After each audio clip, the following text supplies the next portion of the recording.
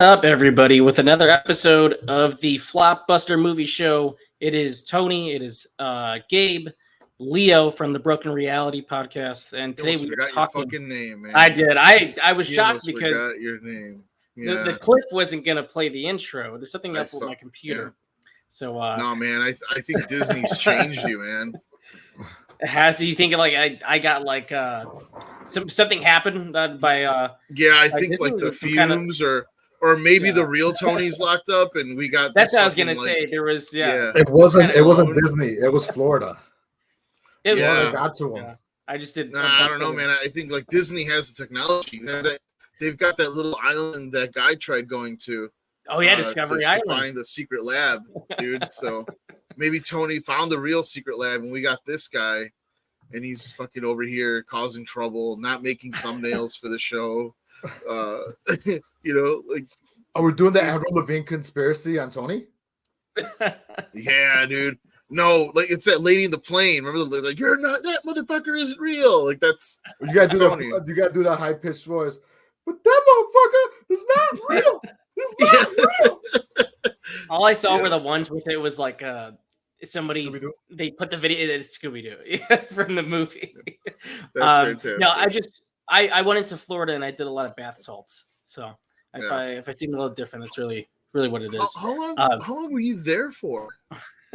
We were there for 10 days, I think. Yeah, 10 days. That's a good time. It felt like a long time. Were you guys doing stuff every day? Yeah. We did stuff every day. We did Universal. We resort hopped. We did one resort that's like the beach, so that was cool.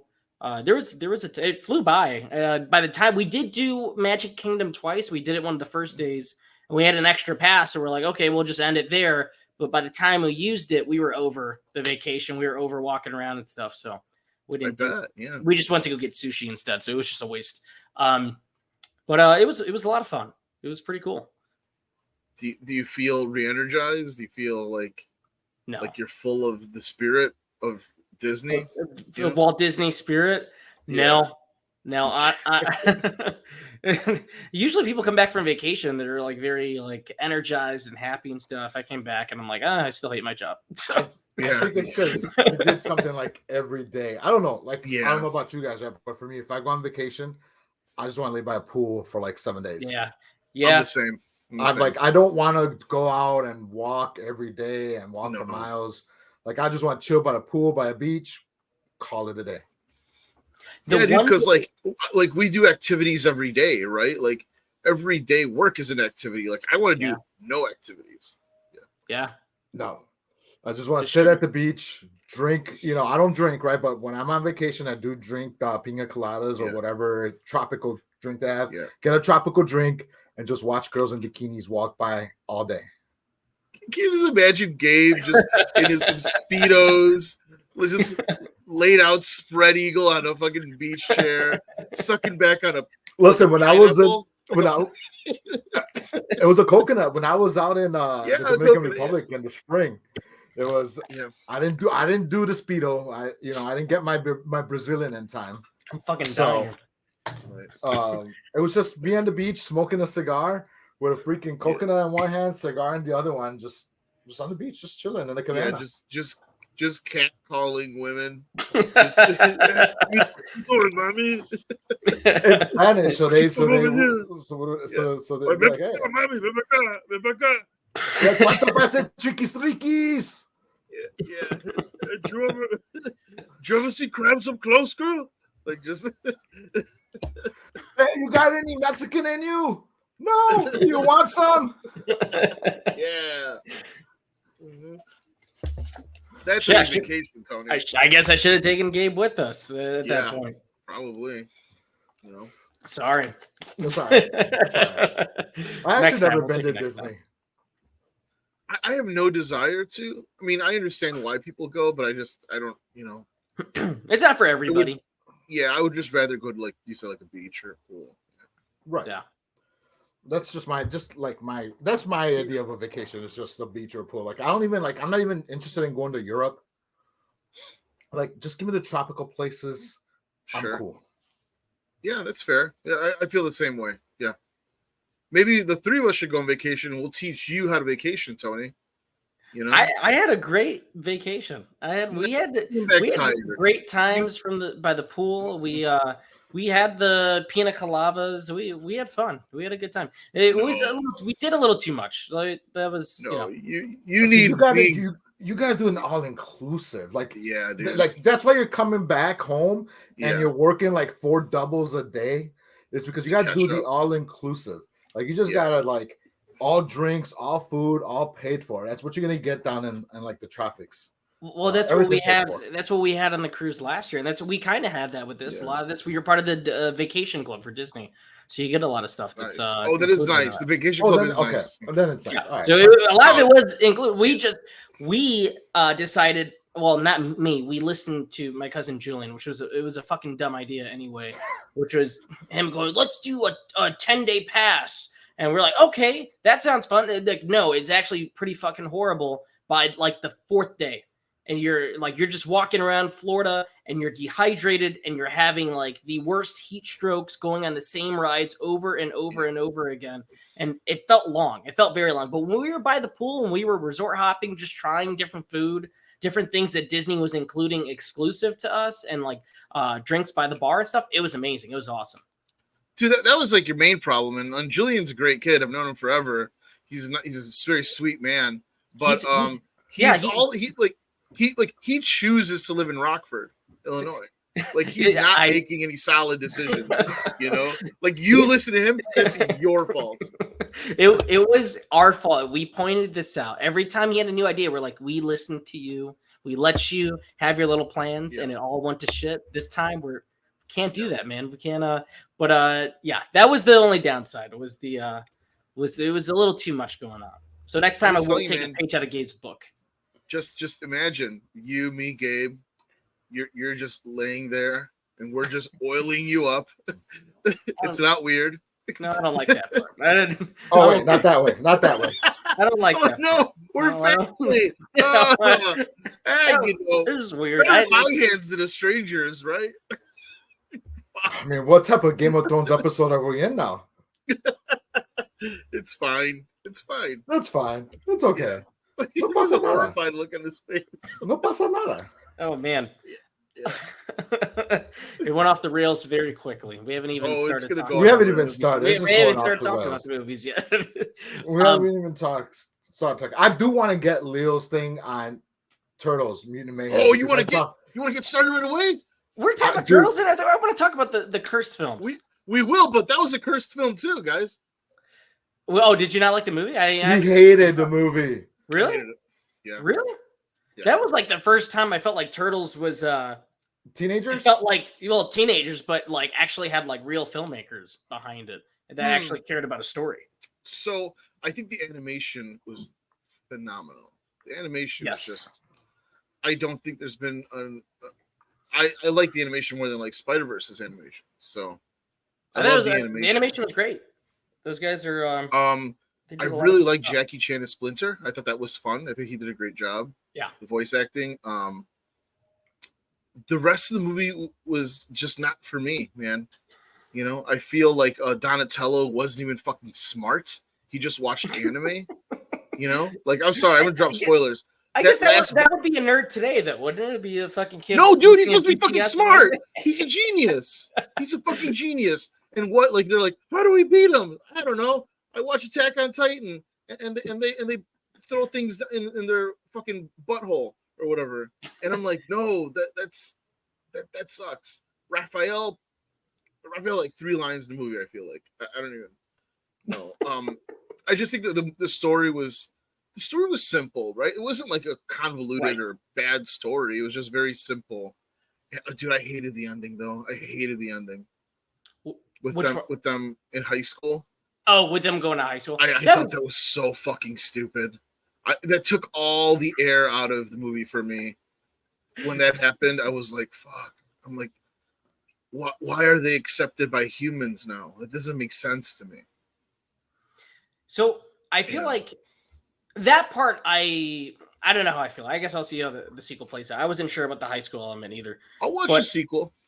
The one thing I took away from this was that, like, going back to it being about something, Turtles has never been about anything, right? It's always about, look how fucking cool they are, right? Like, even the comic book, it's look at how fucking cool they are. The first issue, it's just like they kill Shredder and they fight the Foot Clan. It's very bloody and it's awesome looking. The toys are, look how fucking cool they are. And even the first movie, it's like that too. There's never any kind of, for me, like watching it as an adult now, it's like, where are the stakes? There's an actual arc, like some kind of story. I felt like even with this movie being simple, there was something that they were fighting for. In this, it was the acceptance of humans, which is like, it's a huge difference in a different incarnation. But were they? Because even in the movie, they're like, no, we want to be accepted for like who they are, right? Reasons. And then they ended up fighting for the reason they wanted to. Right? I felt like they were fighting for themselves. I don't know. I'm just saying, like in the beginning, they're like, all right, let's find the bad guy and we'll be accepted by society. And then right before the third act, they're like, you know what? We got to fight just to fight, not for acceptance. And then in the end, they're like, we're going to fight for acceptance. They got their acceptance. Yeah, and like, plus, the teenage element I thought was really cool. I thought it was really cool. I don't, I don't really connect to like teenagers now. I wouldn't know, but it definitely felt like watching, like, I don't know, my younger cousins argue or something. It felt like little kids or something. They did their homework on the writing and that part, right? Right. I just feel that this wasn't out of my generational. I think that's fair, and that's fair, right? Yeah. Like, I think kids now deserve their own turtles, and if kids now can have these turtles, that's fine. It doesn't ruin the turtles that I grew up with, right? It just means that they moved on from me, and I think that's fine. What about you, Gabe? You've been quiet over there. I'm just because I'm thinking about the same. I'm thinking about the themes of the turtles since I was a kid, and it's always been about acceptance with them, and that's what I got out of this movie. They've always wanted to be accepted by humanity, by humans. I mean, I just watched what is it, the out of the shadows. That was a big thing in that one too, the Bay one. Yeah, that was the big thing in that one too, was being accepted by the humans and being loved, and they wanted to go out in public. Even in the comic, even the graphic novel that I just bought, the Ronin one. Michelangelo wanted. I mean, he was out for beef, right? He wanted revenge, but also he was accepted by the last remaining humans. Like, that's always been a theme because they've always been mutants. They've always been hidden. So I felt like it hit those themes of the turtles that I grew up with. I think it hit that on the mark for that purpose. Yeah. No, I really enjoyed it. I thought the hip hop element was great. Oh, that was great. I thought the music, the score was really cool. I like that they didn't do Shredder. I like Shredder as a villain. I'm glad they didn't do Shredder. Sure, again. We didn't need Shredder. They went with with Superfly. The only issue, and are we doing spoilers? Go ahead and spoil it. I mean, yeah. The only issue I have with this movie, and I told Tony I didn't want to spoil it for my cousins in the chat that I have, but the only issue I had is that Bebop and Rocksteady were friends. Like, no, like never in my life have they ever been friends. They've always been enemies. And they're like joined together and they're fighting together. I'm like, no. Dude, I thought that was a big disrespect to those characters too. And the relationship they have towards the turtles, right? Like, for them to be like homies in the end, and like that didn't make sense to me.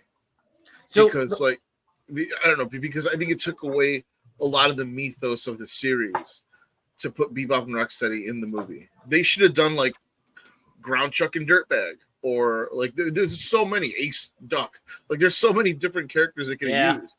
They should just use them. I feel like they use Bebop and Rocksteady because they're familiar to the series, but they used two guys that were too familiar to the series. They were, and it to me it would have worked if they would have been regular freaking henchmen for anybody, and had them fight, because that's what they've been. They've always been foes.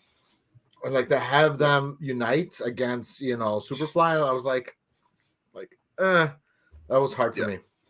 But Ice Cube, he quotes Ice-T. That was great.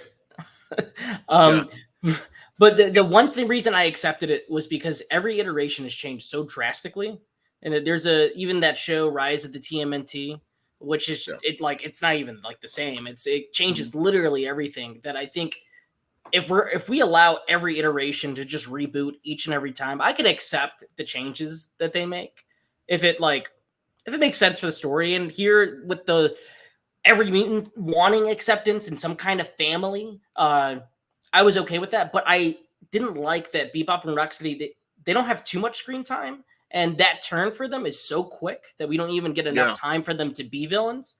By the time they go, hey, what you looking at, punk? They're already on their side, like 5 minutes later. So that was my big gripe with that. Right. And then are we supposed to think like all these guys are adults? They're all going to be living in the sewer with the Turtles and Splinter as the Turtles go to high school? We got to see the sequel. Yeah, while Splinter just fucks that bug nonstop. Right, that bug. That's right. Dude, but I will say this. So that there's a part in the movie where they're fighting the 5 gangs. Yes. And they use no diggity, and it's just very well shot and very well edited. I feel that scene was the initial basis for the movie. Like somebody was thinking about this movie, somebody was thinking about writing it, and they imagined that scene, and they build a movie around that. And I thought that was a really, really probably one of the best animated sequences I've seen in a movie. It was just a lot of fun. The music worked really well with it. This thing, there were parts of it really enjoyed, and then, but I just didn't enjoy the rest of the movie enough. But I would see a sequel, 100%. So it's more like mythology and story wise, like you just didn't vibe with those aspects of it. But those are really important things when it comes to the Turtles. Right. Those are very important things, especially how they did Donatello wrong. And he's not even my favorite turtle, but to take away that genius aspect of him, I think that really hurt a lot of the character development. Is Leo's favorite turtle Leo? Yes. Is it? Yeah, I don't remember. And they did him great. They always do Leo. Leo has the best arc in the movie. I think out of all the brothers. I finally, at the end of the day, what I really enjoy is that I've been able to grow up with these turtles from the. I mean, I'm not going to count the first graphic, the first comic books because I was too young. But from the 80s, 90s cartoon show to the 90s movies, and then we have the mid 2000s movie. And then we have the 2010, the 2 sequels in the 2010s. And now this one, I've been able to grow up with turtles. And what's awesome is with my granddaughter, who's 3 now, I'm able to show her turtles. We've been watching turtles. I bought her a turtle shirt. And when I wear my turtle stuff, she'll be like, turtles. And she gets excited for turtles. So it's I'm reliving all these turtle mythos all over again with her. It's amazing. Yeah. But also, you know what, guys? You're also talking to a guy that didn't like Spider-Verse, the first Spider-Verse. You didn't like Spider-Verse either? Did you see the second one? No, I love the second one. I thought the second one was much better because of the Gwen Stacy stuff. Right. And right. I don't know. I'm a weirdo, man. I'm a strange man. We are, which is why Leo came to us, right? And a nice little segue. Yeah. Leo came to us about a week and a half ago. It's guys, fuck this. No, I don't care about the Chris films. I know the main reason why you guys wanted to talk about Turtles and maybe why Leo has a issue with the movie and he doesn't want to admit it because he said the movie was visually fun. And as a film, that's the main thing you look for in a movie, right? It's visuals. You want to see movies for the visuals. It's because April's black. It's because April's black. Well, yeah. You know how much I had to overlook that? You know how much I had to just pretend that she's a white person? A lot. That's why, Spider-Man's a black too. Yeah, it's making sense to me now. It's all making sense to me. That's why, you know what? That's why he didn't like the first Spider-Verse then. Because he didn't like that interracial. He doesn't like he doesn't like the interracial. He doesn't like black superheroes. He doesn't like the Karate Kid with Jaden Smith. He doesn't like Blank Man. He doesn't like Meteor Man. What's black Wakanda Forever? He's got an issue with the black superheroes. I don't know. I think also Django was a little too rough for me. Django made me a little upset. I think he killed way too many white people in that movie. This is not right. Now we know. Undercover Brother. The list goes on. Who knows what's next? Creed Yeah. Oh, you hated Creed I didn't like 3. the third one. I didn't hate the third one. Damn. Oh, man, the black superheroes got to try a little harder for you, man. Yeah. What are you gonna do? You know, it was a different time. Leo's gonna get fired. He's gonna walk. He's gonna be like, he's gonna walk into work on Wednesday or Thursday. They won't be surprised. They won't be surprised. Yeah. That's why he's out and like in the hills. Right. He doesn't come across them too often. Yeah. God damn it. Oh shit. But anyway, sorry, you could go to your transition, Gabe. I'm sorry, Gabe. Go ahead and then transition into what we wanted to talk about. I could transition into like a female. Oh, now we're getting woke. Because that's Gwen Stacy, right? Oh yeah, the wokeness is taking over the movies, man. That's right. No, but what we wanted to get down in this show was basically talk about the weird shit that happened on movie sets for some of these iconic horror movies. So Leo came up with an article and he reached out to us if he wanted to come in and do it. And we're like, hell yeah, we want to. So there's weirdness that happened on the Poltergeist, the Exorcist. I know Tony came up with some other movies here as well.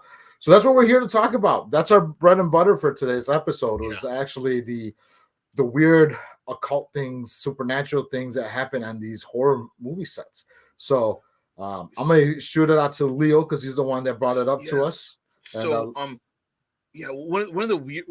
So the weirdest thing about a lot of these films is that, for the most part, a lot of the iconic movies that have to do with Satan or like demonic forces, right? Those are the ones that have the most, I guess, cursed or problematic events that go along with them.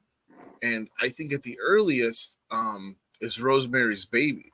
Yep. Right? Like I read an article about that, about how there was just a very weird vibe on set, and Roman Polanski was very weird. He's weird to begin with.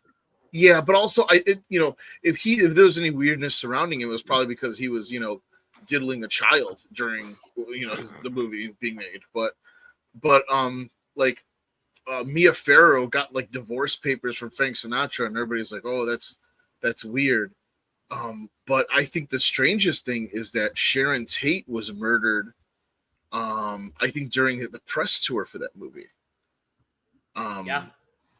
When Rosemary's Baby came out, they were doing a press tour, and that's when Charles Manson's family. If you guys don't know this story, Charles Manson was just a cult figure, and he had an army of like these misfits that he found from across the country, and they were inspired to start a racial war called Helter Skelter, and I believe it was 2 men, 3 women that went out into Beverly Hills or whatever part of Hollywood they were all living in, and until a local stuntman stopped them.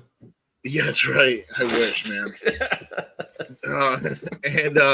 They murdered Sharon Tate. They tore her. Trigger warning. But they tore her child from her. They wrote "All pigs must die," and they did it in a way. They slaughtered everybody, but they did it in a way where they were making it look like it was a black crime, so that it would gain the attention of the white media that would then attack, or frame black people, and then that would kick off the war. Obviously, none of that happened, and it's just a really horrific crime. No one knows why they picked Sharon Tate. No one knows, what caused them to pick that house. At the most, I think they believe it was random. They were kind of like stalking the neighborhood, and they randomly picked that house. Now, you can call it whatever you want, but a lot of people believe that movie was cursed by whatever forces there are out there, and that caused that to happen to Roman Polanski. And a lot of it has to do with the Illuminati aspect of it too. Because in the movie, all these people, you guys have seen Rosemary Baby. It's about a woman who is, who marries a dude, and she gets pregnant, and all these people are taking care of her. And at the end of the movie, all these important people, rich people are around her, and they find out that her baby is going to be Satan's child. And she gives birth to the baby, and like this thing's going to be like the best thing since sliced bread.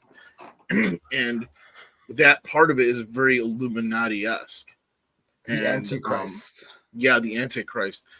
So a lot of people believe that Roman Polanski in that movie was kind of tapping into some deep, dark Illuminati fucking agenda. Whoa. Yeah, and they murdered her because of that. Yeah. Whoa, that kind of clicked for me a little bit because the husband in the movie is chasing fame as well because he's an out-of-work actor. Oh, man. Yeah. I didn't even think about it in that context. Yeah, dude. It's kind of fucking creepy. There's a whole story behind that about how that movie is essentially, just it outed that Illuminati Satanist aspect and brought upon that murder. It's fucking wild. And let me just say, all this is speculative. I don't really believe in any of this stuff, but it's fun. Fun. It's fun.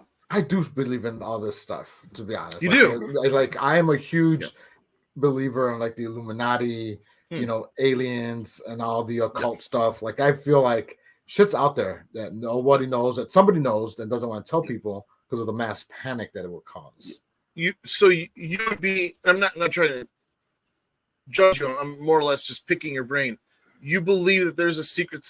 You believe that there would be a secret society that runs the governments of the world behind the scenes to make us do the things we do. Or absolutely, I am a huge believer of you're robbing Peter to pay Paul type of stuff, right? It's like the media is going to show you what it wants to show you. Right. And cause a mass panic, like the whole Titanic submarine stuff, while the governments are off doing something shady that you don't find out until like months later. Yeah. Like the whole 9/11, I'm sad for the people that died, but all that shit was an inside job. Like I'm a big believer in all this shit. Yeah. No, I mean, and that's the thing. I think that the way our media and the algorithms are built. What are you laughing at? This seems like a fucking red pill podcast shit, right? Well, dude, the thing is that these movies, these cursed movies, the conspiracy behind them is very red pilly. But it is. Again, I think it's easy for people to believe that because the media does build an algorithm for us. Now, whether that's done in the shadows or not, I believe that it's plain for us to see, right? The money's what backs it. Right. I don't think there's a group of people, hooded people in the room deciding this. I just feel like, when Congress breaks at 5:00, Mitch McConnell and fucking Nancy Pelosi hold hands on the way to their car, and they're just like, "What are we gonna fuck over tomorrow?" I believe that's probably more like it's a business, right? Like capitalism has created all this. However, you want to believe a shadow government, that's listen, and we talk about, we'll probably talk about this more on our podcast that we do. Yeah. But as Hispanics, I feel like we believe the conspiracies more than any other people, right? Because we have like so many things that are going on in Mexico that it's like it's easy to believe so many stories. So for me, it's easy for me to believe, of course, shit like this. Like the really creepy and occult things. Yeah, no, that's cool. I mean, with the whole Antichrist thing, also it connects to the Omen, and the Omen had a lot of weird shit happen to there, where quite a few people died, and also in, I believe it was. Yeah, the screenwriter and Gregory Peck in the original Omen, 1976, they had their flights were struck by lightning. Yep. And Richard Donner, the director, his hotel was bombed by the IRA. And also, like, have you seen? So the Omen is about a if you haven't seen it. The Omen's about a couple that have a child, and the child is the Antichrist, and is the son of Satan. Okay, but there's you guys seen the third one? Is that when he's an adult? Is that okay? No. Yeah, that one's really strange, and that one has a lot of I think you'd like it, Gabe. It has a lot of Illuminati shit in that one, a lot of secret society stuff, and with that one, there are a lot of connections where people. Man, let's see if I can find the article, but people have found ties to the Omen 3, revealing some secrets of future like cataclysmic events like 9/11. Like like because there's there's a really weird deep conspiracy that 9/11 was a ritual done to, I'm not fucking kidding. So it was a mass ritual, a sacrifice. I know, dude, it's crazy. A blood sacrifice to feed this demon Moloch. I wish I was making this up, guys. I don't believe any of this. I just read a lot of this weird shit. Okay? I read a lot of weird shit. Well, because, we have the other podcast, Broken Reality. So John and I are constantly reading these crazy theories. But one of them is the 9/11, all the people dead were to feed Moloch. And every 27 or 57 years, Moloch needs to be fed. And the time he was fed before then was during World War II. It's fucking wild. It's almost like every 27 years, Derry has fucking it come out to feed it. Dude, but there's a lot of parts from the Omen 3 where it alludes to that he is the reason why those things are happening, and people have fucking built these stories around that movie franchise to secret societies and all that fucking weird shit. My thing about secret societies is if these are secrets, why are they putting it in the movies if they want it to stay 100%. Secret? 100%. Yeah. That's my big my big thing. Right. If I was gonna try to keep a secret, I wouldn't have anybody know. I'm not gonna put it in the fucking Simpsons or something like that. And I'm not gonna have Jay-Z be in it. That's insane. Yeah. Hey, you leave the stonecutters out of this, all right? Those are Wait a minute. Why can't Jay-Z be in your secret society? Oh no, here we go. Because he's black. So again, I know we're talking about secret societies. It's the same reason why Cat Williams says that he didn't hit it as big as Kevin Hart, was because he rejected the invitation to Illuminati, and then they went after him and attacked him. Yeah, it had nothing to do with his countless arrests. Or him fighting a fourth grader.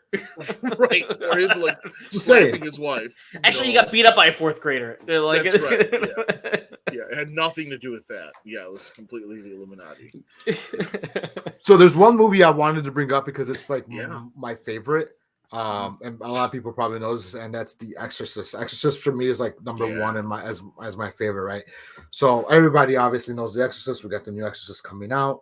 It's a little girl who gets possessed by the devil or demon. I forget the name of the demon. I can't say. I know. Pazuzu, some shit like that. Anyways, on the set, one of the character actors, who was playing the priest, Jack, he was playing Burke Dennings. He died unexpectedly a few days after he rapped. He was healthy. Everybody says he was healthy. All of a sudden, he just died the day after he rapped for that. A special effects worker and a security guard also died while the movie was in production. And then the entire set burned down for no apparent reason. Yeah. To the point where the director William Friedkin had to get a priest to perform a blessing of the set. And obviously we had back then, I don't know how true this was, but back then in 73 when the movie came out, apparently everybody who went to go see it, the audience, there was a lot of people in the audience that would come out feeling strange and they would be throwing up on the streets. Right. Yeah. Feeling like they were possessed in a sense. Yeah, that movie is attached to a lot of mass hysteria, unexplained mass hysteria. People that have never had panic attacks or anxiety attacks or anything in their lives, when they saw that movie, when they came out of there, like you said, they were experiencing very strange, like a phenomenon like that, where and people be like, "Oh, it's because it was so haunting and it was scary," and And I think Hollywood at that time, we'd never seen a movie like that. Texas Chainsaw, when you watch it, it's scary and it's gruesome, but it's all your mind. You don't see anything happening in that movie. And the same thing in Black Christmas and Rosemary's Baby and The Exorcist. You're seeing, like, you can't look away. You're watching this girl be fucking tortured by this poltergeist.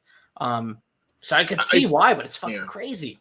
I think the most jarring thing about that movie is that, I mean, there's parts of it where they show like all these consecrated idols and stuff like that, and she's like using the crucifixes, to masturbate with. And I think when people saw me, Jesus, that, fuck me, Jesus, fuck me, Jesus. And I think when people saw that, it really broke their brain, because that religion is supposed to be a very calming and a very safe feeling, and that made people not feel safe, and that really fucked them up. Yeah, I think more than anything, that's what caused a lot of those. It fucked me up. It fucked me up the first time I watched it. It's a traumatizing movie, absolutely. If you're any kind of religious or grew up religious or around religion, the Catholic Church, it fucks you up. So and my parents was the first. My parents wouldn't let me watch that movie, right? My parents let me watch Halloween, Nightmare on Elm Street. I'm 6 years old watching that, right? The Exorcist, I was never able to touch. I remember it was maybe the late 90s. They re-released it with the director's cut in the theaters, right? So I'm like, fuck it. I got a car. I'm 17. I could go ahead and watch this. I went to the theater with a couple buddies. I come out of there, and I'm like, fuck, like scarred. So first time I'm watching this as a 17-year-old, I'm like, fuck. I get to my house, it's all dark.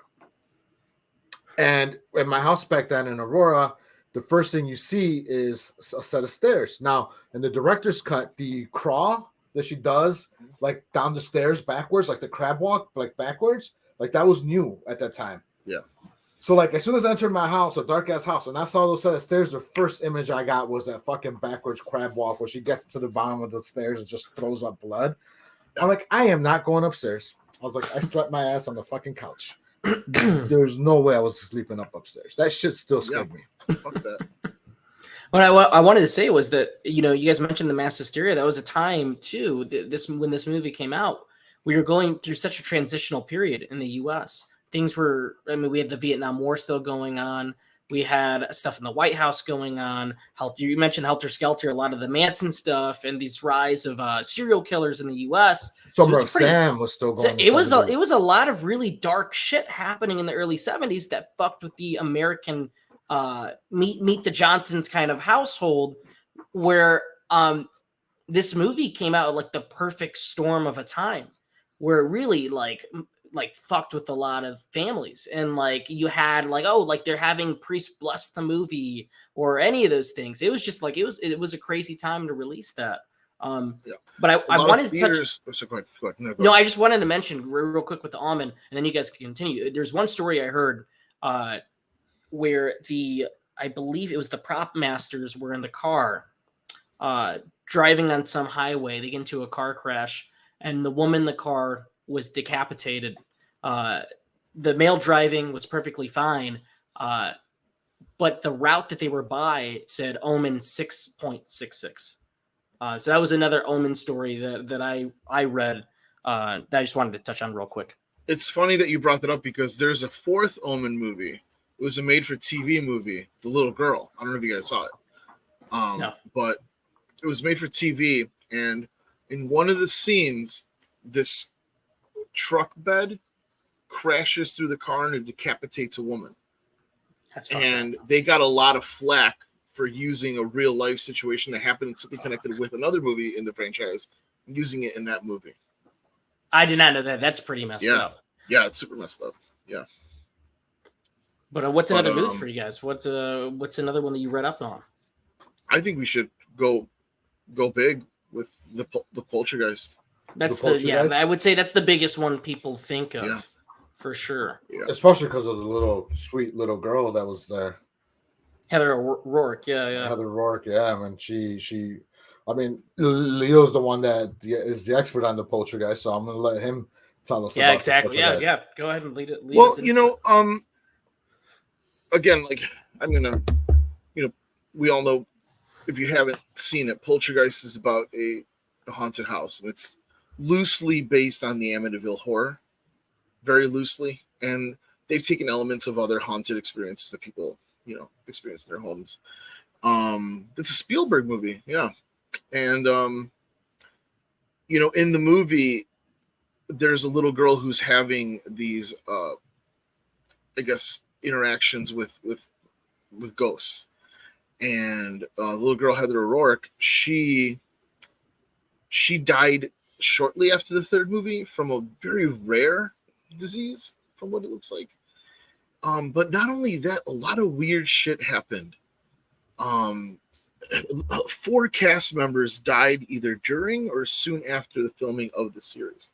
One of them was the oldest sister in the movies. It was like an older teenage sister in the first one, yeah. Yeah, and she was abducted by her ex-partner or ex-boyfriend, and murdered by him. And that whole thing revolving around that is like they don't even know what caused him to lose it. He just kind of snapped. Now, there's a lot of weird shit surrounding this movie because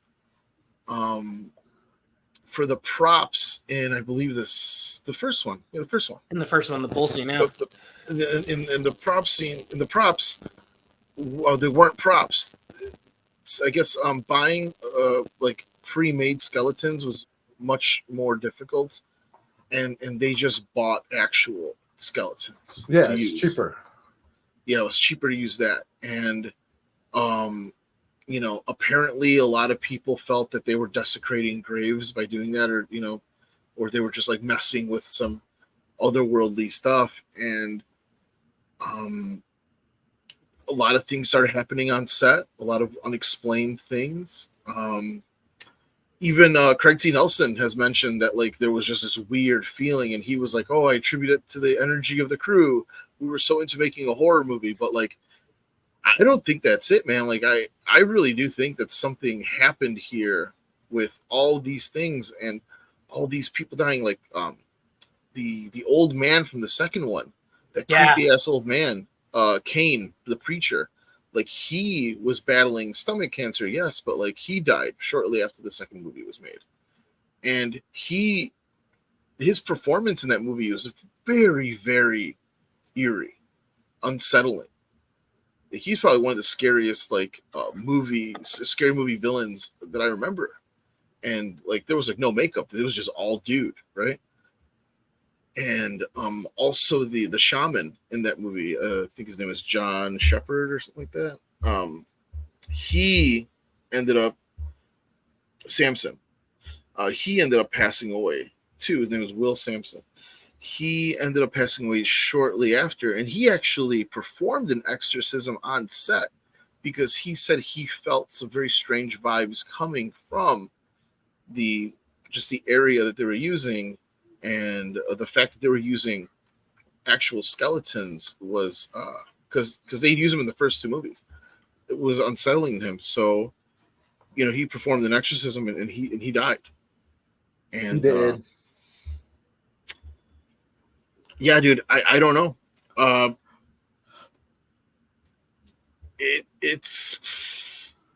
lot of these things are unexplainable. Right. But I feel like there's a common thread in all of these movies, right? And I always say it's my favorite subgenre of horror, but it's anything that's dealing with the devil, the occult, ghosts, possessions, exorcisms, like they always have some sort of trouble on set. Like there's always something creepy going on. Like the exorcism of Emily Rose, for example, right? Jennifer Carpenter has gone on saying that at night at like 2 a.m, her radio will come on and she'll hear Pearl Jam's Alive.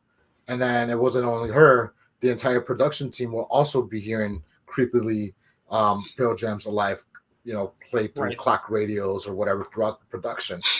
So it's always like the devil stuff that's like always the creepiest when you're like producing these movies.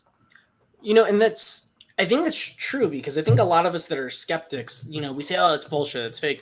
But a lot of us, including myself, I feel like, well, we would never mess with that kind of thing either. So I don't want to find out if it's real or what. But a lot of these movies are like based on true stories, like the Amityville, or Emily Rose is based off a real case in Germany. Right.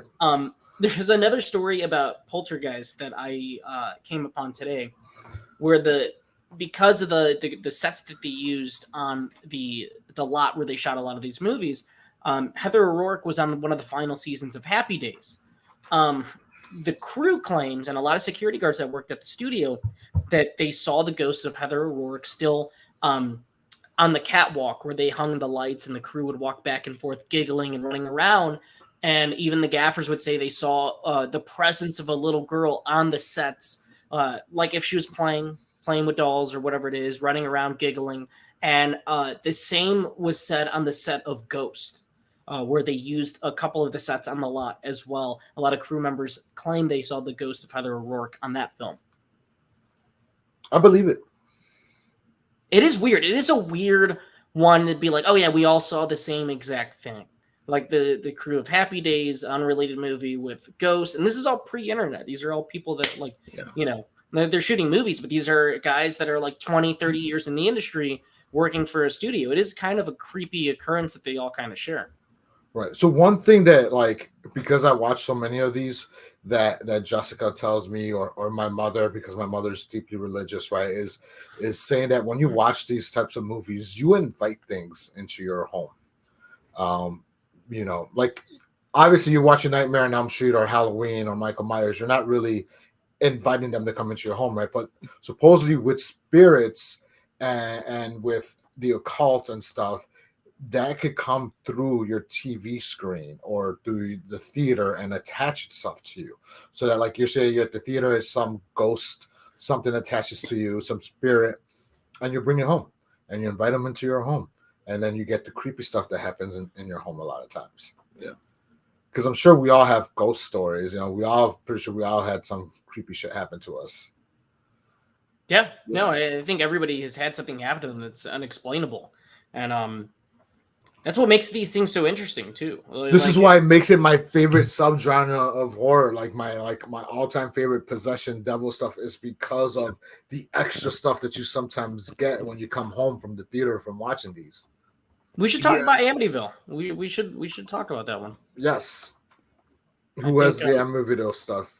I don't have any Amityville stuff. So that's before. I wrote a couple of things. And nothing crazy, because I feel like that's the one that's like most next to Poltergeist. It's the one that's most talked about because real shit happened there. Real killings happened there.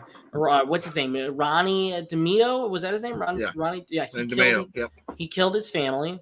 James Brolin claimed that on the set of the original movie, crazy shit happened all the time. He felt like he didn't even want to finish shooting the film, and he felt that he was a skeptic before shooting it, so he didn't really. But he said there was stuff on that set that happened that scared him shitless, like stuff falling over, feeling presence in the room. Ryan Reynolds during the remake claimed that he would wake up at 3:15 every morning without realizing it, and he was unsure why. And a lot of people speculate that's because Ronnie DeMeo killed his family at 3:15 a.m. So that was a couple of Amityville things, and then there's a bunch of stuff. So I'll let you guys, like, if you have another one that you want to throw in there. But the Amityville, there's a lot of stuff that even after that a lot of crew members claim that they heard or saw. I think, like, and I'm not a skeptic by any means. Like, I love this stuff. I love conversations about this stuff. But there is a part of me that I like to read a lot about paranormal science, right? And I think that, Gabe, you brought up that, like, a lot of this stuff happens with the satanic movies or the spirit movies and all that stuff, the possession films. I think that what happens is that you have a lot of actors in these movies. Let's say Poltergeist, for example. You have all these actors that are getting into form, right? They're getting into the mindset. They're playing the character. They're conjuring up these emotions and feelings that look passable on screen, so you can believe it. And I think that also is carried by the crew. The crew doesn't want to be too lighthearted because they want to keep the actors in check. The director doesn't want to be too lax. He wants to create a sense of dread. I think a lot of this creates this kind of energy that kind of transcends into into the physical world. And when the bad things happen, because if you read about it, everyone that died on Poltergeist, they had some kind of an ailment. Will Sampson, who was having a transplant, and that was the survival rate was low. John Beck, or whatever his name is, he had stomach cancer. Heather Rourke had an issue too. She had some disease. Like, everyone had an ailment and they passed away from it. But I think because of the legend and the energy created by these movies, those instances are like blown up, right? Like, same thing with Rosemary's Baby. You can say that Manson's family chose that house by random. Things happen in coincidence, right? Every day. But because it happened during the press release of that movie, and the strong feelings and the strong emotion and the horror behind that movie, they made it a legend, and now that's cursed, right? So I feel that that's where the real energy is, and that's what creates like a narrative about it. Do I believe that these movies are cursed? No. I do believe that there's a legend behind all of this. There's a legend that happens, and sometimes legends can be stronger than curses, right? Like, a legend will survive forever. Do you remember the Three Men and a Baby? There's supposedly a scene in that movie with a dead guy with a ghost in the background. With a ghost in the background. Yeah, I don't remember that. That was debunked a long time ago. That was debunked when they first brought it up. But the legend was so strong that still to this day, people are like, I see something there. And the truth is, as we all know, film is, when film's used, especially in Hollywood back in the 80s, it was filmed over older film. So you were probably getting a cut from another movie or a still from another movie in the background. Yeah, I remember that one specifically because my cousins had the VCR tape of it. I don't know why they owned Three Men and a Baby, but anyways, it's a great movie. It's a great movie.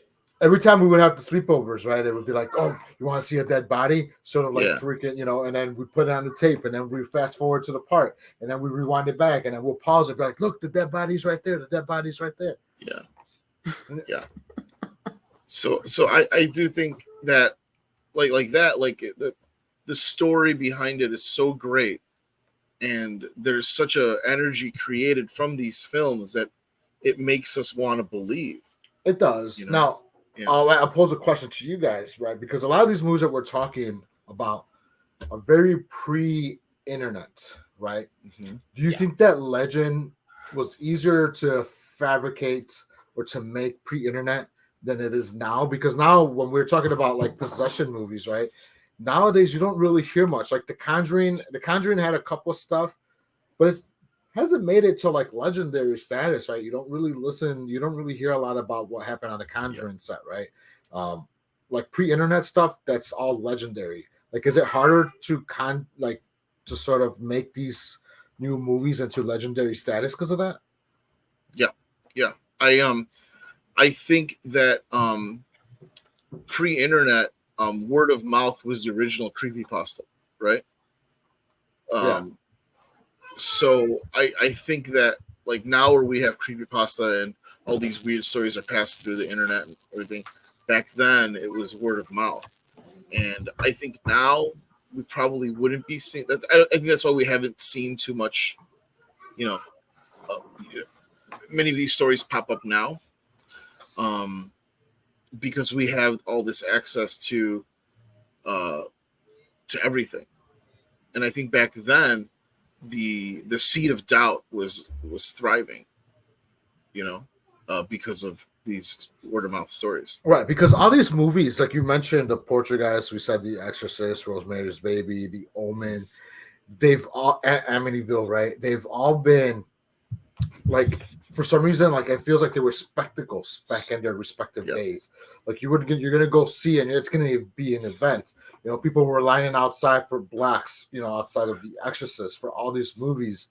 It was like a big spectacle to see this in theater. Nowadays, like I don't feel like when I went to go see The Conjuring, it wasn't like a spectacle. When you go see The Conjuring 3, The Devil Made Me Do It, it wasn't a spectacle. It was just like it's another Conjuring movie. When you went to go see Insidious, right, Red Door, it didn't feel like a spectacle anymore. Like these movies don't feel like big, huge, nationwide spectacles anymore.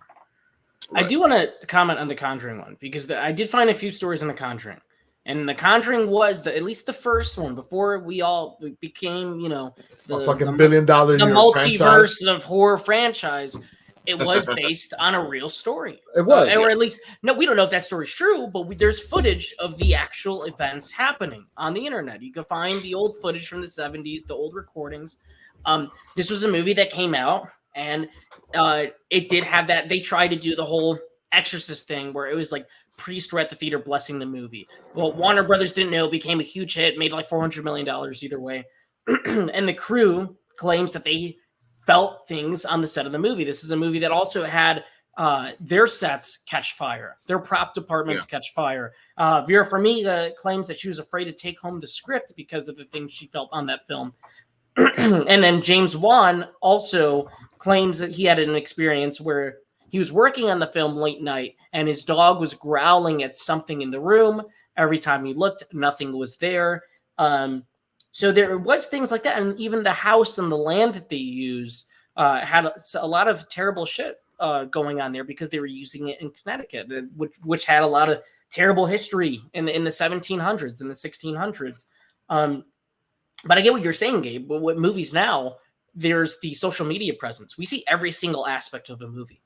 You could just look it up. You could see directors, filmmakers, they go to their phones, they Instagram it live. There's no sense of like, oh, that's kind of creepy, or I heard this, or I heard that.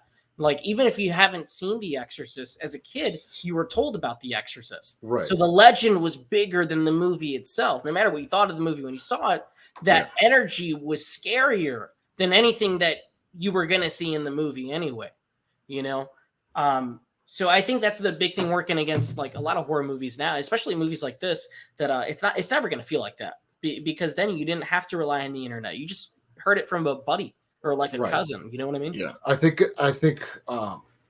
we know we have The Exorcist at the end of this year. And I may be wrong. Tony might correct me because he's more in tune with the news.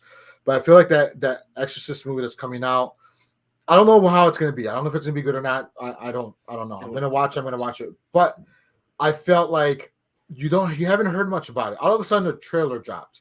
Like, it was in production. They were filming it. But I didn't see like anything in like social media of them posting pictures of the set, posting pictures of whatever. All of a sudden, we got a trailer.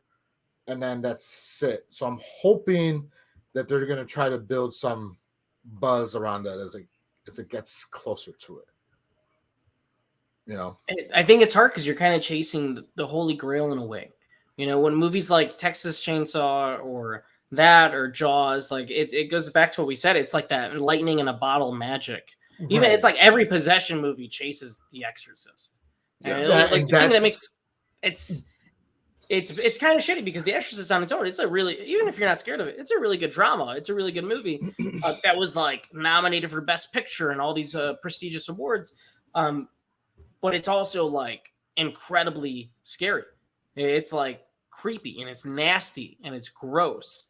I don't think any movie now can really, at a big studio level, can match up to that. It's hard to replicate that, and it's hard to review possession movies because like most people will compare it to The Exorcist. 50 years later, people are still comparing any possession movie to that one. It's set a standard, and that standard hasn't been beat. I think also that The Exorcist was able to introduce blasphemy during a time when blasphemy was not like you just didn't do it on film. Yeah. Like Hollywood could not be blasphemous because of these strong, just religious crowds of moviegoers, right? And they took the chance on being blasphemous, and it paid off for them because they look what they created out of that. You know which one was I thought, and I got some news about it. The Possession. I was going to bring that up too. They came out in 2012. Now, I didn't get the high of the exorcist in it, but what I liked about it was it didn't take the Christianity way of exorcism and went with the Judaism and rabbis. Yeah. It went that route. Now, on set, the guy that plays Negan, I think his name is Jeffrey Dean Morgan. Yeah. He talked about how all the lights on stage were just all of a sudden just, explode, just pop off as they were filming. So you're talking about how creepy that was. He said he was feeling very uneasy as he was filming that movie.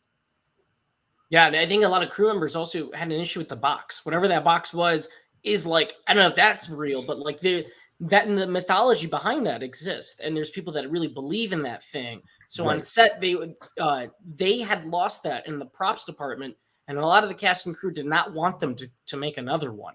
And Jeffrey Dean Morgan is another one, like James Brolin, who said in an interview that he was skeptic, and during the making of that movie, there was things that he saw that he just can't really put into words. Right. They also had a fire that started for no apparent reason in the prop department. The prop department caught fire. Nobody knows how. Nobody knows why. To this day. So again, we're talking about stuff that's just sometimes could be just unexplainable. Right. I'm very interested to see how this movie that Netflix is making, it's based on the house in Gary, Indiana. Homie the Clown? Know this. Huh? Homie the Clown? Homie the Clown. This house in Gary, Indiana, where this family was actually there's actual recorded like this was like less than 15 years ago. This family was some of the family members were being possessed. I think 2 of the kids ended up dying later on, or 2 family members ended up dying. But Zach Bagans from Ghost Adventures bought the house, and he did a mini documentary in the house, and he actually suffered from a couple of ailments. One of them is like he almost lost his sight. He almost got blind. Yeah, and then they ended up tearing the house down or burning it down or something. And but there's been a lot of weirdness connected to that house and everything. And now Netflix is making a movie on it. I haven't heard too much. I don't know what's going on, but I'm wondering if we'll hear about any strange happenings because of how, I mean, what, 2 DCFS caseworkers and a police officer actually witnessed this child crawling up the wall in the hospital. Jesus Christ. Yeah, it's a fucking wild story. Well, it's it's funny that you mentioned that because there are outside presences like cops or whatever it is that claim they also witness these things in these cases. I mean, we talked about The Conjuring not being the same as Poltergeist in terms of like cultural impact, but those first 2 movies, at least, not the third one, it's very fictionalized, but at least the first 2, there's besides the nun stuff again created for the movie, but the stuff with the children, you can look up the actual documents and the newspaper articles, and it's real. These are like real, like really close to the events that have happened. Yeah. In The Conjuring 2, there's real photos of the girl apparently being possessed. A lot of people were unsure if she was put up to it by her mom to get attention, but also officers that worked the case and therapists that were there claimed that she was doing things that children don't do, and the voices coming out of her were like something that not a child would talk like. So it's funny that you say that because there are people that are like secondhand witnesses to this. And how do you explain that? The only a part of the Conjuring movies that I won't take for that I won't take seriously have anything to do with Ed and Lorraine Warren. Yeah, I think from they've what been we proven know, to be hacks. yes. However, like you're right. Everything that's happened in those movies, I think they did take advantage of family. Obviously, the movie versions are like superheroes, right? Like they're the main characters. They come and save the day. Everybody's happy. It's awesome because you love those actors that are playing them. Right. But the real people, they probably, from what we know, took advantage of a lot of families that were really fucking scared. Oh, yeah. So, but it's funny that you mentioned that because that makes me think of even the Emily Rose case too. And like the people involved in that. And that case is insane, where the priest and everybody that approved of this exorcism, and they were doing it like 4 times a day, trying to exorcise this woman who refused to eat, refused to drink water. They claimed that she must have had epilepsy. That's what they said. The parents were charged with manslaughter or second-degree murder. I forgot what it was. And the priest was also charged. But then there's also witnesses that claim that she was legit possessed. So it's like, I think they performed upwards of 700 exorcisms within 6 years. Yeah. And the photos of her are like terrifying because you're just watching this woman crumble, and she's like 21 years old. She's not even like that old. She's just like falling apart. That's like those are the things that make me go like, I don't know. Like I am kind of a skeptic, but like, how do you explain those? Because I don't want to know. I don't even want to like be near any of that kind of stuff. But how do you explain that? How do you what is the explanation? You can't. I sort of want to be near it. Like I really want to like meet up with like people that go ghost hunting and do that with them, or like be part of or look into like an exorcism. Like I want to look into all this and like be part of this. Let's go on a ghost tour. There's a couple here in Elgin. There's a couple in Aurora. The ghost tours out here are really good. And if you get a really good weekend or a good day where it's not a large group, they're even more fun. I say you guys go, record it, and we'll put it on the channel. Absolutely. Yeah. Absolutely. I'd say do it. Get some good camera work in there. Maybe bring Adrian. He loves that stuff. So it'd be like the 3 Mexican Ghostbusters. Oh my God! Yeah. Oh yeah. So I had, and Tony has heard about it. I don't know if I told you, Leo, but there was a movie that I watched called Ouija 2, which by the most part was better than the original. I'll just say that off the bat, right? But with that movie, right? I finished watching that movie. It's 2 a.m. I'm in bed, and my dog just starts going off the rails, barking and barking and barking, and then you hear boom, boom, boom. I'm at back door. I go upstairs. I open the back door. There's nobody there. I go back down. I go back into my room. 10 minutes later, my dog starts jumping. He starts howling. He's going crazy as fuck. And at my side door, I heard boom, boom, boom. I go upstairs again, open the side door. There is nobody there. I'm like, what the fuck's going on? And around 3 o'clock in the morning, dog goes crazy again. Front door now goes boom, boom, boom. Somebody's at that door. I open it. There is nobody there, bro. Like I circled the entire house at 3 a.m. Nothing. I go check all the windows. All the windows are closed. Nobody. It was one of the scariest things that's ever happened to me, where I was just like shitting bricks because I was like, what the fuck is this? Like clear as day, somebody was pounding on my doors at like between 2:30 and 3 o'clock in the morning. Jesus. I was just like, never again. Never again. I've never watched Ouija 2 ever again. I like the movie. It'd be awesome if you heard the pounding and you open the door and it's like, any questions? Like it's fucking David Pumpkins. Like after like hours and hours of that. I was just so fucking I was shitting bricks. So I have a few stories mentioning that because and again, these are just situations where, there's never, I don't know any proof of it, but like there was definitely some creepy stuff happening. One, Leo, you mentioned that Gary, Indiana. Gary, Indiana has to be one of the oldest towns in America. Like it is just, there's a lot of, it's a very poor town, and it goes back many, many years. It's generationally poor. Generationally poor. When we lived in Indiana for about a year, my parents bought a house on the town bordering Gary. it's where our cousins live, Adele. Munster, Indiana, I think, or Munster, Indiana. So we lived maybe about 2 blocks away from the dividing line of Munster and Gary. And the house that we bought, me, my mom, and my sister had a very uneasy feeling about it. My dad was really excited about the house. It was almost like a horror movie where like the dad is like all into fixing the fucking house, and he's like, everybody's gonna stay here no matter what, and everybody else is just like scared. But this house is very creepy, and my mom had a lot of strange things happen in this house.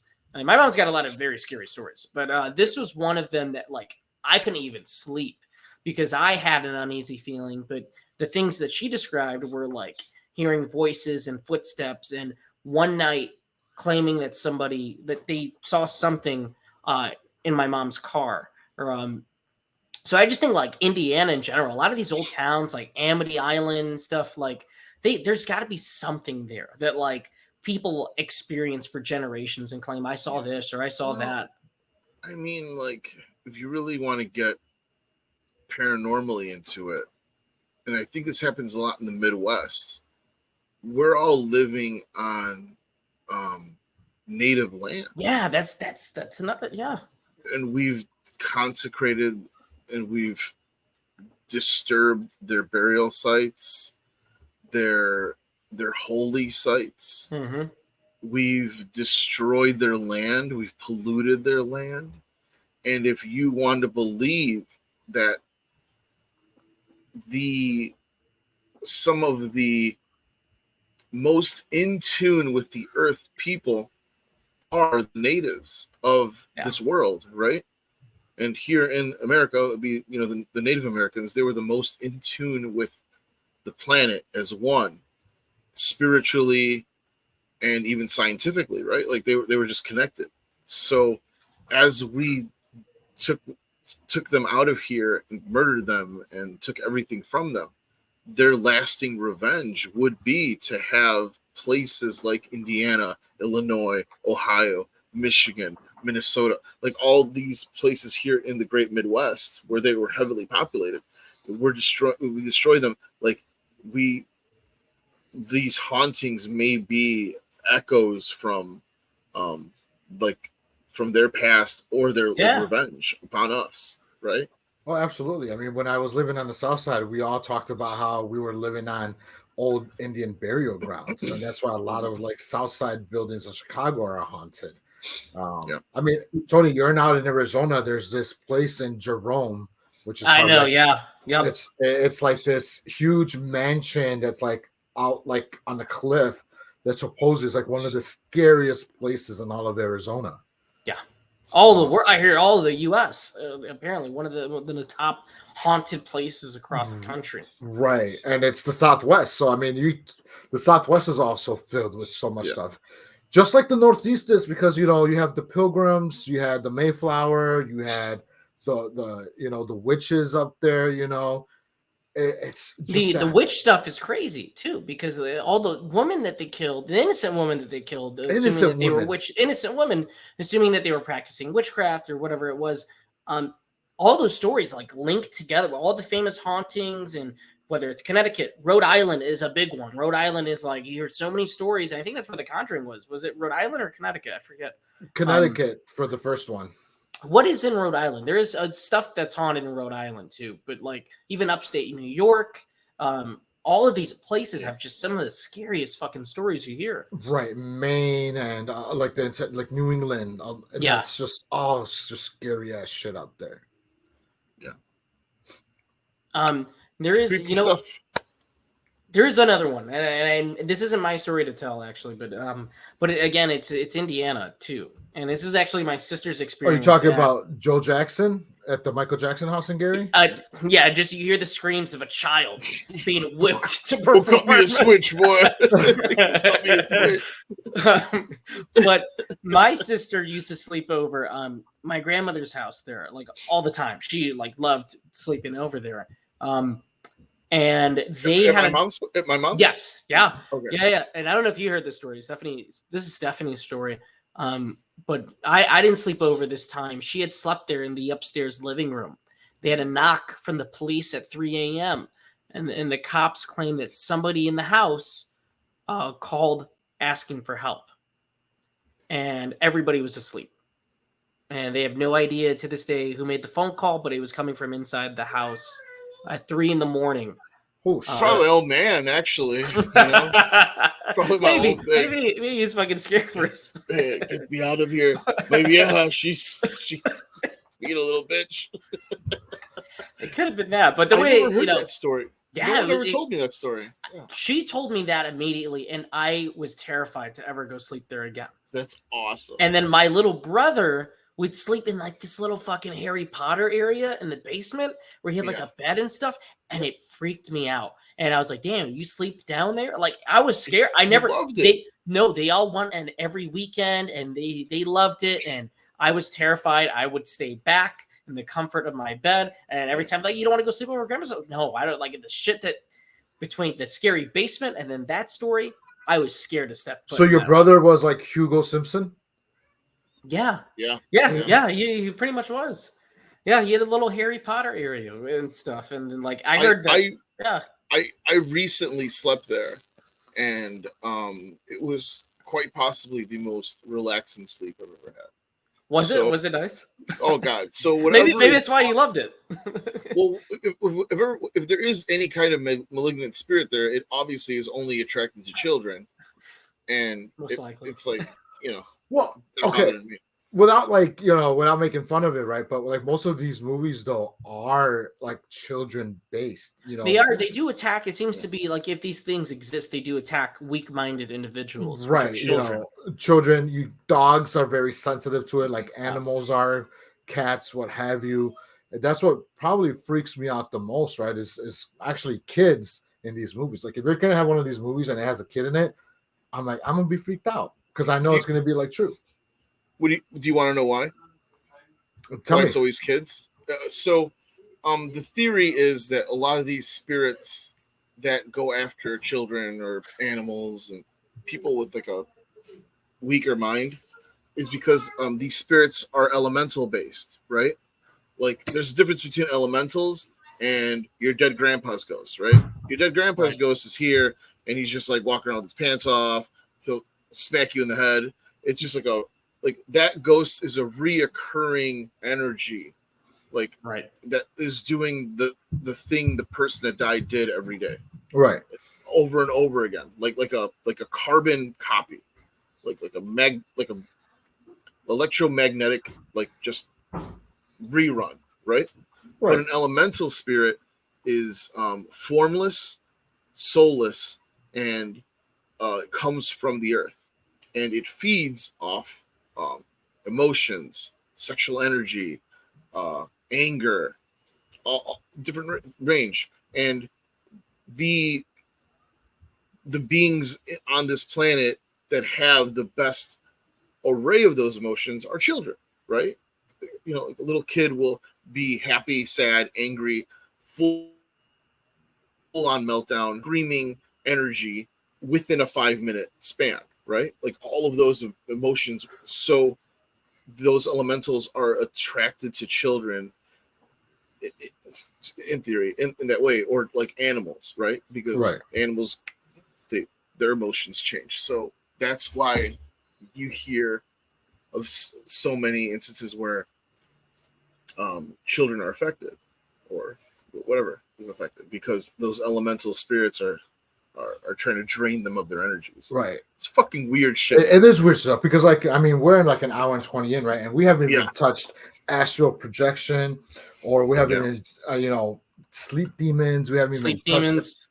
touched sleep demons are crazy, man. Oh man, I hate that shit. So that is the closest to hell I think I want to get to. If that's a thing, the sleep paralysis is a really terrifying feeling. You had it before? I have not, thankfully. And it is. I ran out the house. In high school, I was extremely sick. I was home alone, and my mom was I forgot what she was doing. She was out and about, and my dad was working. I was home alone. My brother was in school. It was in an old house in Arizona, and because I had a fever, I was napping in my bed, and all of a sudden my body locked, and I was awake, but I couldn't move, and I was just staring at my TV. And what I felt was somebody, and it was obviously sleep paralysis. You just sit there and you fucking like hallucinate bullshit. Somebody's presence leaned down, and for a second I felt beard hairs, so I thought it was my dad. I thought my dad may be checking in on me or something, whispering to me, but they were whispering in like old Latin. I was terrified. I was fucking terrified, and I was like trying to move, and it was like they were like holding me down. I don't even know what it was. I just know it was old Latin because I've been with my parents' church, and I've heard people fucking like scream and run around, and who knows what they're doing. But it was the most I've ever been scared of my life in like some kind of paranormal scenario. And I got up, ran out the house, called my parents, and I stood in the middle of the street till my mom came home. And it was the dead middle of the day. It wasn't like night or anything. It was sunny outside. But that was my one sleep paralysis moment. It was like the worst feeling in the world. That's fucked up. Yeah. Are you sure it just wasn't like one of your Italian family members being like, "Hey, Tony, you gotta give me a gabagool." Maybe in the afterlife or something. But no, this was like 10 years ago. And man, I had never believed in anything paranormal. And then for that second, I did until I looked up what it was. I mean, I was like 17 when that happened. And then I looked up what the symptoms were. And I was sick, so it made sense. I'd be delusional. Could have been a fever dream for sure. It could have been a wet dream. It was definitely not a wet dream. It was not. This was like that image, that famous image of the sleep paralysis demon sitting on top of somebody's body. Yeah, that's exactly what it felt like. Does like does Latin make you like hard? Like, no, it was probably this deep childhood fucking fear because I'd go to church and these people are talking about it's the end of times and screaming and going, "Oh, shut up!" I'm like, "What the fuck are they?" Like, it's got to be one of those things. Listen, church imagery and like the when you get the people speaking in tongues supposedly with the Holy Spirit. We got one guy speaking in tongue. There's another guy that claims he knows kung fu and he's like singing for God. And then you have the priest or you have the pastor laying his hands on you. There's one guy that my parents like claim would like heal people. Like he's going around touching people. They're like falling over. Right. And they're like, he's trying to touch me. I'm like, no, I got to go to the bathroom. Like, I don't like it's. Yeah, dude. That's why that's why being Catholic is great because the only bad thing that's going to happen is you're going to get diddled. But very slim chance of that. Diddled or get possessed. But you know what? You know why? You got to be Irish. Why is that? They only touch little Irish boys. Fucking hell. I don't know, man. I was an altar boy. This is really dark. I was an altar boy for like 8 years. Did you ever have to work hard for Snickers or anything? No, he would just give me some wine. They're like, you want some Jesus water? Yeah, I'll take some Jesus water. Really? Yeah. That's nice. Do you remember anything afterwards? Like waking up in a different part of the church? No. I never, like nothing bad ever happened. He just let us drink the wine or whatever. But I was an altar boy for 8 years. Yeah. Okay. That's crazy. But it's weird when you're altar boying and then you're like in a very, like you're doing like the funerals and the caskets are there with the dead bodies and you're just, and then it's nobody there yet. The body's already there. The priest isn't even in the church yet. And you're just setting up everything for it. And you got to like walk around the fucking body. And you're like, that's fucking creepy. When you're like in 3rd or 4th grade. Because you're a child. That's like, fucked up. You're in 3rd or 4th grade. It's just you and another altar boy. And you're setting everything up. And nobody's in church yet. And you know how these, Mexican churches get, right? They're like huge as hell. Like on like 47th Street or whatever. Yeah. And you're just like, all right, well, this is creepy as fuck. You guys should have pulled the Weekend at Bernie's. Should have. But you know what though? Like we loved altar boying like funerals because they give you tips. Like here's some money. Here's like $10. Really? Yeah, you get tips. That's nice. Can you imagine this hijinks poster? It's like 1995, and it's like a child actor Gabe and this other kid, and it's like them on the poster like this, holding up like this dead fucking body, and it's like Gary Sinise or somebody. It's like a big Hollywood actor. Yes. Yeah. What would the name of the movie be? Like Altered State or something like that? Like something like that. Yeah. Oh man, that'd be awesome. That'd be pretty good. It would be like a little bit of like heavyweights in there. A lot of the hijinks, like 90s, like the big green about like husky kids doing something, whatever. And they've got to carry him cross country. Something like that, yeah. Yeah, something like that, because they need like a parental. They need like a parent to get them somewhere, right? They got to go to a concert. Maybe it's ICP concert or something. Who knows? And you get to go in with the parent, so they get Gary Sinise's dead body, and they're going cross country to the concert, and they're just weekend of burning him.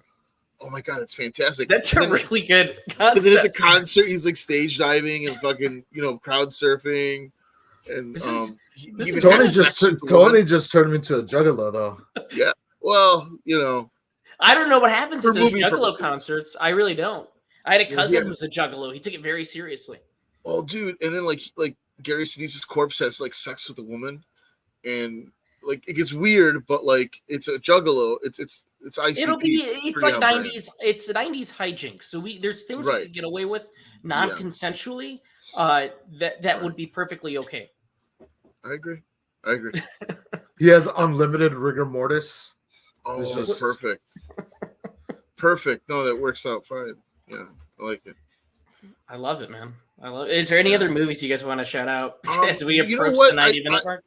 I think we can wrap up and then maybe do a secondary episode on more of the sleep paralysis and other weird shit, Aliens. We could touch. There's a lot of alien stuff in the news right now. There's a lot of we could do a whole alien episode on alien movies and the occurrences that they're based on, shit like that. We can go really weird with it. Let's do it. Talk about our Lord and Savior Will Smith from Aliens. Welcome to Earth. Welcome to Earth. Yeah, that's true. We could talk about all of it. If you guys don't have any final thoughts, or if you do, I guess let's start wrapping up, closing things out. I don't. All I can say is watch Gabe and I Be Your Favorite Tios. We're recording our podcast Los Fricoleros. Check us out. We might change the name. We're still getting into the groove. Yeah. Now all I want to badly do is make this poster where it's Leo and Gabe, and they're like this, holding up a fucking dead Gary Sinise, and it's altered even state. Better. Maybe a George Lopez. Maybe like a dead George Lopez. It's a dead George. That's even better. God, dead George Lopez would make sense. Yeah. That would be great. Gabe, you got anything to add? No, just I got the show with Leo. We got our movie show. Hopefully we're gonna be back on a weekly tip here. And then because there's been a lot of good movies that we haven't talked about yet, like Barbie and Oppenheimer and shit like that. So hopefully we get back on that. Yeah. So make sure to check out the new podcast for Leo and Gabe, as well as the Broken Reality podcast. Catch up on that. And then for us, like Gabe said, we'll try to record some things for you guys. We'll get this up. And then hopefully we make a part 2 where we could dive into aliens and other cool, weird shit in movies like that. So make sure to like, comment, subscribe, share this episode. Please don't get mad at us. There was a lot of crazy things said here. I do not believe in any of the things that we talked about. And I'm not talking about the ghost stuff. I'm talking about, being racist against Jay-Z or the kid diddling stuff. If you're going to cancel anyone, cancel me. I guess me too. But thank you all for watching. And then we will see you on the next episode, hopefully live, of the Flopbuster Movie Show. Till then, we'll see you soon.